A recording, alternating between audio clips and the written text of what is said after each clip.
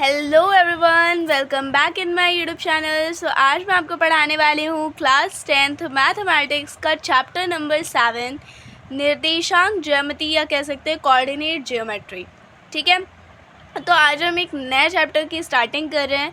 तो पहले हम इसका एक छोटा सा इंट्रोडक्शन लेंगे कि मतलब हमें इस चैप्टर में क्या क्या पढ़ना है और कैसे इसके जो क्वेश्चंस हैं वो कैसे सॉल्व होंगे। ठीक है, तो चलो हम इसको स्टार्ट करते हैं। तो देखो, पहले तो हम समझते हैं कि निर्देशांक ज्यामिति, देखो कोऑर्डिनेट ज्योमेट्री, यहाँ पर जैसे आपने 8th या 9th में भी पढ़ा होगा। ठीक है, दो लाइनें होती हैं। ठीक है, एक का नाम होता है एक्स अक्ष और दूसरे का नाम होता है वाई अक्ष।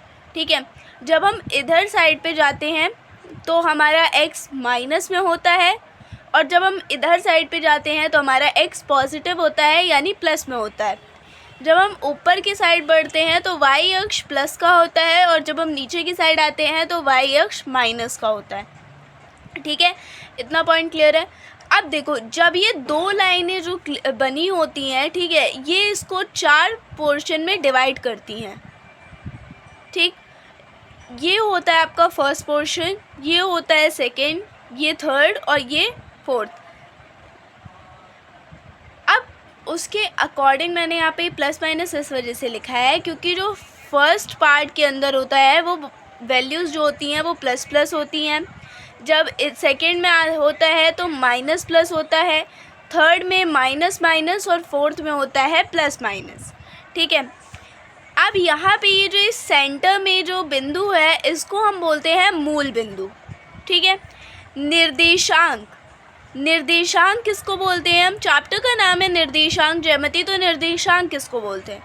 निर्देशांक बोलते हैं हम एक्स को और वाई को। ठीक है, एक्स को हम बोलते हैं भुज और वाई को हम बोलते हैं कोटि, भुज और कोटि। ठीक है, अब मैं आपको अगर बता दूं तो जब आप एक्स अक्ष पर बात करोगे, मतलब जब आप एक्स अक्ष पे होगे तो वाई आपका 0 होगा। आप जब क्वेश्चन सॉल्व करोगे तो आपको बहुत हेल्प करेगा। जब आप एक्स अक्ष पे होंगे तो y इक्वल्स टू 0 होगा और जब आप y अक्ष पे होंगे तो x इक्वल्स टू 0 होगा। ठीक है, इसको ध्यान से समझना। जब आप x अक्ष पे कोई बिंदु लेंगे तो y आपका 0 होगा, अगर आप y अक्ष पे कोई बिंदु लेंगे तो x अक्ष जो है वो 0 हो जाएगा। ठीक है, तो अभी मैं आपको एक एग्जाम्पल के तौर पे एक क्वेश्चन सॉल्व करेंगे हम लोग और इसका जो सूत्र है कि कैसे प्रयोग होता है वो जानेंगे। ठीक है, तो आपके चैप्टर में पहली चीज़ तो आपका ये 2 सूत्र हैं। पहला है आपका डी इक्वल्स टू, सूत्र होता है under root x1 minus x2 का square plus y1 minus y2 का स्क्वायर। ठीक है, x1 और x2 क्या होता है, y1 और y2 क्या होता है, ये भी हम एक क्वेश्चन से सीखेंगे। ठीक है, और दूसरा सूत्र होता है आपका D equals to under root X square minus या कह सकते हैं x2 माइनस x1। पहले हमारा x1 माइनस x2 था, अब हमारा है x2 माइनस x1 का whole square plus y2 minus y1 का होल स्क्वायर। ठीक है, ये हो गया हमारे ये दोनों सूत्र जो हमको निर्देशांक ज्यामिति में ज़रूरत पड़ेगी। अब हम इसका एक क्वेश्चन सॉल्व करते हैं। देखो, हमारा उदाहरण के लिए क्वेश्चन है, बिंदु 2,3 तथा 4,1 के बीच की दूरी ज्ञात कीजिए। देखो, हमको 2 बिंदु दिए गए हैं, एक बिंदु है 2, दूसरा बिंदु है 3 और हमको एक और बिंदु दिया गया है 4 और दूसरा बिंदु है 1। ठीक है, इन दोनों बिंदुओं के बीच की दूरी हमें ज्ञात करनी है। तो हम कैसे करेंगे? इसमें हम वो वाला सूत्र अप्लाई करेंगे जो मैंने आपको अभी फर्स्ट टर्म पे बताया था। ठीक है, देखो, अब मेन चीज़ ये आती है कि आप क्वेश्चन को तब सॉल्व कर पाओगे जब आपको x1, x2 और y1, y2 पता होगा कि क्या है x1 और क्या है x2। ठीक है, तो देखो क्या है x1 क्या है x2 ये मैं आपको बता देती हूँ। यहाँ पे जैसे हमको 2 ब्रैकेट दिए गए हैं और दोनों के अंदर 2-2 पॉइंट दिए गए हैं, 2-2 बिंदु बताए गए हैं। पहले ब्रैकेट में आपका 2,3 और दूसरे ब्रैकेट में है 4,1। ठीक है, तो देखो जो आपका 2 है ये होगा आपका x1। ठीक है, जो आपका 2 है वो होगा आपका x1 और जो आपका 3 है वो होगा y1, जो 4 है वो होगा x2 और 1 होगा आपका y2, ठीक है। ऐसे जो मान होते हैं ऐसे चलते हैं, ठीक है। तो 2 है आपका, x1 की वैल्यू 2 है, y1 की वैल्यू 3 है, x2 की वैल्यू 4 है और y2 की वैल्यू 1 है, ठीक है। मैंने यहाँ पे लिख भी दिया है, कोई डाउट हो तो आप यहाँ से भी देख सकते हो। उसके बाद हम यहाँ पे हम सूत्र का प्रयोग करेंगे। सूत्र कौन सा था?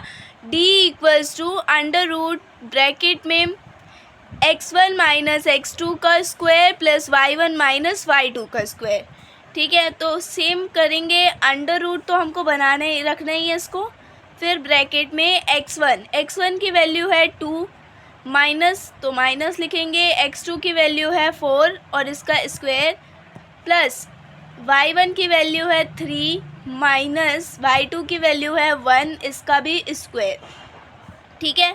अब उसके बाद हम क्या करेंगे, अब इसको सॉल्व कैसे करेंगे? देखो 4 में से जब आप 2 को माइनस करोगे तो कितना आएगा? 2 आएगा, ठीक है, लेकिन प्लस का 2 आएगा। लेकिन ट्विस्ट यहाँ पे ये है, आपको ये ध्यान रखना है कि 2 जो है, ये वाला 2 जो है, इससे हमको 4 घटाना है। मतलब छोटी संख्या से बड़ी संख्या जाएगी तो आगे माइनस लगता है, ठीक है। तो क्या हो जाएगा? -2 का स्क्वायर प्लस, अब 3 में से 1 जाएगा तो 2 हो जाएगा, क्यों? क्योंकि बड़ी संख्या में से छोटी संख्या गई है, तो 2 का स्क्वायर, ठीक है। ये चीज़ों को ध्यान रखना, तो ये आपका आंसर सही आएगा। अब देखो जब हम इसका स्क्वायर करेंगे, एक चीज़ ध्यान रखना, जब आप किसी माइनस वाली संख्या ही क्यों ना हो, लेकिन जब आप इसको स्क्वायर करते हो तो उसकी वैल्यू हमेशा पॉजिटिव हो जाती है, ठीक है। तो 2 का स्क्वायर करेंगे, -2 का स्क्वायर करेंगे तो 4 आएगा, प्लस फिर से हम 2 का स्क्वायर करेंगे तो 4 आएगा। अब क्या हो गया? 4 + 4 तो मतलब √8। अब देखो √8 को हम कैसे लिख सकते हैं? देखो अंदर जोड़ा बना लेते हैं, ठीक है। 8 को हम कैसे लिख सकते हैं? 2 × 2 × 2 ऐसे लिख सकते हैं ना, क्योंकि 2 दूनी 4, 4 दूनी 8, ऐसे हम लिख सकते हैं इसको, ठीक है। जो जोड़ा बन जाए उसको बाहर निकाल लो, उसका एक वैल्यू बाहर निकाल लो और अंदर वाला तो अंदर रूट में ही रहेगा, ठीक है। कैसे?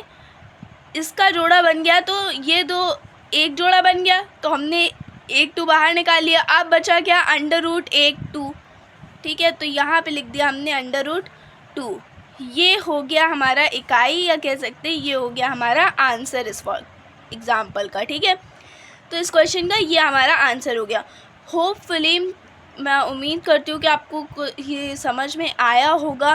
कोई डाउट हो आप मुझे कमेंट बॉक्स में कमेंट करके पूछ सकते हो। मिलते हैं अगले वीडियो में। Thanks for watching, bye bye.